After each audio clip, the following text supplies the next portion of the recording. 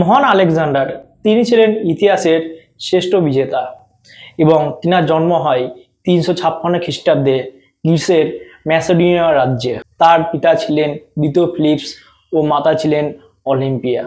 ছোটবেলা থেকে তিনি খুব মেধাবী ও রাজনৈতিকবিদ ছিলেন। বিখ্যাত অ্যারিস্টটল তিনি ছিলেন তার শিক্ষক ও দর্শন, বিজ্ঞান ও রাজনীতিকে তিনি তাকে শিক্ষিত তৈরি করেছিলেন। মাত্র 20 বছর বয়স থেকেই তার পিতার যখন মৃত্যু হয় তখন তিনি রাজা ঘোষণা হয়।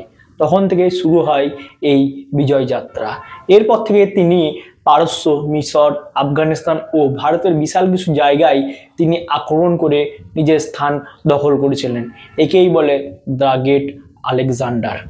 ভারতের উত্তর পশ্চিমে যিনি রাজা ছিলেন সেই পোরসের সঙ্গে তার যুদ্ধ হয় এবং এই যে ভারতে তিনি যুদ্ধ করতে আসেন সেই যুদ্ধটাকে বলা হয় পৃথিবীর বা ইতিহাসের সব থেকে হাইয়েস্ট পিক যুদ্ধ নামে এটি পরিচিত ছিল। যুদ্ধের শেষে তিনি পোরসকে সম্মান ও শ্রদ্ধা জানিয়ে দিয়েছিল, তার কারণ পোরসের যে শ্রদ্ধা ও যার বীরত্ব দেখে তাকে তিনি মুগ্ধ করেছিলেন।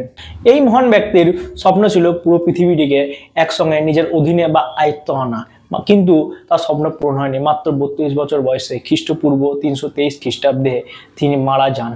তার জীবন আমাদেরকে শেখায় তার মহান জ্ঞান, নেতৃত্বের মিশ্রণ থাকলেই মানুষকে মহান গড়ে তোলে। যদি আপনাদের ভিডিওটি ভালো লাগে একটি লাইক দিন ও আলেকজান্ডারকে নিয়ে আপনাদের কি মতামত সেটা কমেন্টে লিখে জানান ও বন্ধুদের সাথে শেয়ার করতে পারেন ও চ্যানেলটি সাবস্ক্রাইব করে যেতে পারেন।